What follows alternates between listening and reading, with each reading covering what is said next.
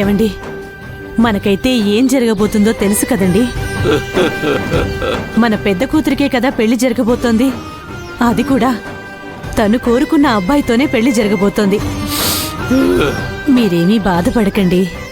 మనందరి ఆశీస్సులతో తన జీవితం బాగుంటుందండి. చాలా ఆపే. ఊర్లో అయితే నేను పెద్ద ప్రెసిడెంట్, చైర్మన్ వరదరాజులు సార్ అమ్మాయిలంటే అలాగట్ట ఇలాగట్ట అని గొప్పగా చెప్పుకుంటూ ఉంటారు. ఇక్కడ చూసావా? ఇక్కడ చూడు, ఇక్కడ చూడు. సత్య పేరుకు ముందున్న ఇనిషియల్ చూడు, ఎన్. ఈ పెళ్లి జరుగుతున్న పరిస్థితి చూసే కన్నా నేను ఏక పైకి పోతే మంచిదేమో. ఏం మాట్లాడుతున్నావు నువ్వు? మనస్సాక్షితో ఆలోచించి చెప్పరా. మనమే అనుకున్నా కూడా ఇంత పెద్ద కళ్యాణ మండపంలో అసలు మన పిల్లల పెళ్లిళ్లు జరిపించగలమా చెప్పు? ఆ భగవంతుడే అండగా ఉండి జరిపిస్తున్నాడు. ఇది చూసి సంతోషపడాలి గాని అది వదిలేసి అనుకున్నది ఆటంకాలు లేకుండా జరగాలంటే అవసరమైనప్పుడు ఒక మంచి పని జరగడానికి మనం ఏ స్థాయిలో తల ఉంచినా తప్పు లేదురా. అమ్మా, నా కూతురికి ఎంత పెద్ద కళ్యాణ మండపంలో నేను పెళ్లి చేయలేను ఒప్పుకుంటున్నా. కానీ ఇప్పుడు తను నా కూతురేనని బహిరంగంగా బయటికి చెప్పుకోలేని దిక్కుమాని పరిస్థితుల్లోనే ఉన్నారు కదా. అమ్మా, ఇదేనమ్మా ఒక తండ్రికి గౌరవ మర్యాద అన్నీ కూడా ఇవేనా? నా రక్తం పంచుకుని పుట్టిన ఇద్దరు కూతుర్లకి నేనే వాళ్ళ నాన్ననని వాళ్ళ ముందు నిలబడలేక ఎవరో అతిథిలాగా మూడో మనిషిలాగా ఇక్కడికి వచ్చి నిలబడి అందరితో పాటు తిని వెళ్ళిపోవడంలోనే నేను గౌరవ మర్యాదలు పొందానని. ఒరే వరద, దీన్ని నడిపిస్తున్న దేవుడు అన్నీ సక్రమంగానే నడిపిస్తాడని నమ్మరా? ఆయన ఎందుకు ఇలా నడిపిస్తున్నాడో ఎవరికి తెలుసు? హా పరమేశ్వరుడికి మాత్రమే తెలుసు. ప్లీజ్ అండి, మిమ్మల్ని ఇలా చూడాలంటేనే చాలా బాధగా ఉందండి. లోపలికి వెళ్దాం రండి.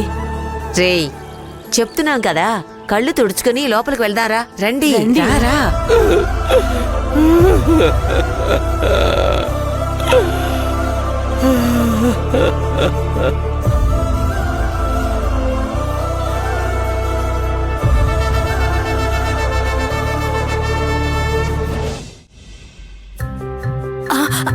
అమ్మా, అమ్మా, ఒక్క నిమిషం ఆగమ్మా. ఏంటమ్మా? అమ్మా, బావ ఈరోజు నాతో చాలా బాగా మాట్లాడాడు తెలుసా? ఏమని?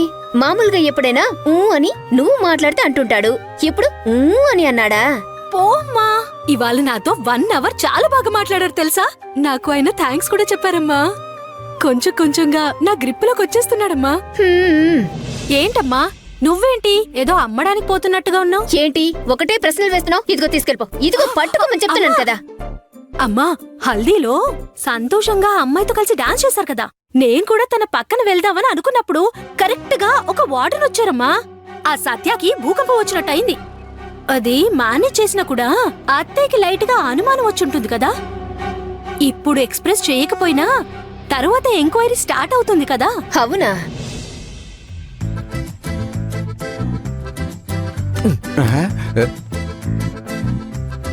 ఇదిగో ఏంటి మణి, భాగ్యం? నేను చెప్పేది సరిగ్గా విను. అది పెట్టారు ఇది పెట్టారు అని లడ్డు పాయసం మొత్తం అన్నిటినీ ఎగబడి తినేయి. ఆ తర్వాత కడుపులో ఏదో అవుతుందని నా దగ్గరకు వచ్చావో మామూలుగా ఉండదు. అక్కడికి నేనేదో బాగా తినేసి నువ్వేదో ఎత్తుకెళ్ళినట్టు మాట్లాడుకో. ఇలా చూడు, నాకు షుగర్ ఉందని పాయసం తినకుండా మానేస్తే ఆ తర్వాత తినే వాళ్ళందరికీ నా దిష్టి తగిలి అందరికీ షుగర్ వచ్చేస్తుంది. మామయ్య, ఊరుకోండి మామయ్య, ఎవరైనా చూస్తే ఏమనుకుంటారు? పదండి.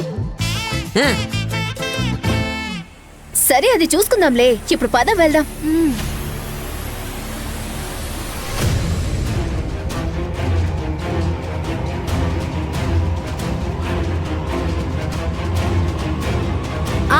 అటువైపే వస్తున్నా.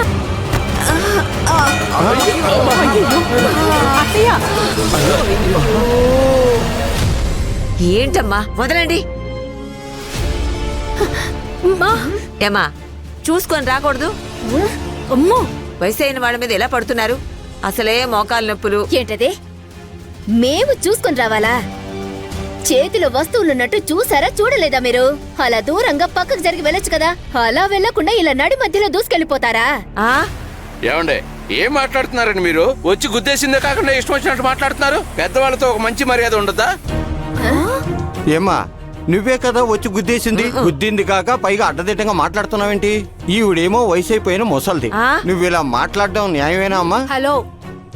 మీరే నా ఫోన్ ని కింద పడేశారు. న్యాయంగా చూస్తే నేను మీతో గొడవ పడాలి. ఆ? మీరు రావడం చూస్తుంటే గొడవ కోసమే వచ్చినట్టుందే.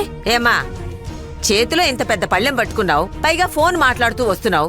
నువ్వే కదా జాగ్రత్తగా ఉండాలి. ఆ, అత్తయ్య వదిలేయండి. మ్మ్. మనం సత్యం చూడ్డానికి కదా వచ్చాం, పదండి వెళ్దాం. ఓ ఆడపిల్ల తరపు వాళ్ళ, మేము పెళ్లి కొడుకు తరపు వాళ్ళు తెలుసా? మీ బడాయి మా దగ్గర చూపించకండి. పైగా మాతో గొడవ పడినట్టుగానే మాట్లాడుతున్నారు. ఏమా, మేము ఇక్కడికైనా గొడవ పెట్టుకోవడానికి వచ్చామా? చూసుకొని రావచ్చనే కదా అన్నాం.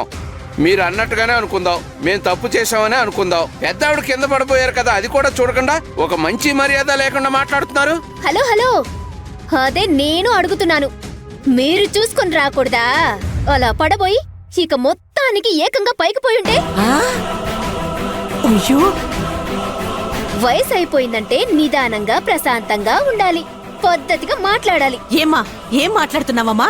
పెళ్ళింట్లో తప్పుగా అపశకనంగా మాట్లాడకండి. మేం కూడా చూసుకొని వచ్చి ఉండాల్సింది. సారీ. హహ, సారీ చెప్తే అయిపోతుందా? అది అప్పుడే చెప్తే మేమెందుకు ఇలా మాట్లాడతాం? అమ్మా, ఎందుకైనా మంచిది తగ్గి మాట్లాడు. నల్లన్ సార్ బంధువులు అనుకుంటా. ఏమా, ఎవరైతే మనకేంటి?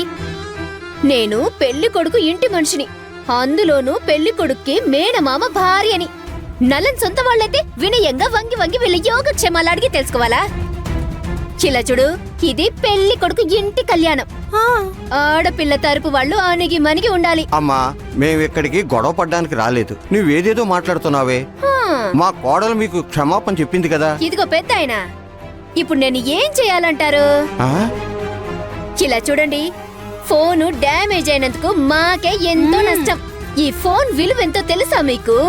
మాట్లాడకుండా వెళ్ళిపోండి, లేదంటే ఏదో ఒకటి అనేస్తాను. పద వరద, మర్యాద తెలియని మనుషులతో మాట్లాడటం అనవసరం. అసలు ఇలాంటి వాళ్ళకి క్షమాపణలు ఏమీ చెప్పకూడదే. అందరూ మన వాళ్లే, కలిసి ఉండాలి, ఆప్యాయంగా ఉండాలి, సంతోషంగా ఉండాలి అనుకునే నీలాంటి మనసు ఇలాంటి వాళ్ళకి ఎందుకు ఉంటుంది? ఇలాంటి వాళ్లే కదా అందరినీ విడగొట్టేది. హలో, ఇప్పుడు ఎవరు మర్యాద లేకుండా మాట్లాడారు? ఇవ్వాల్సినంత మర్యాద ఇచ్చే మాట్లాడాం మేము. మీరే అది తెలుసుకొని మాట్లాడండి. సరే రండి రండి. పద వరద, వాళ్ళతో మనకేంటి పని? ఏ, చాలే రండి. పద. అయ్యో, వరద. ఏమైందండి? ఏమైందిరా? ఏమండి? నాన్నా!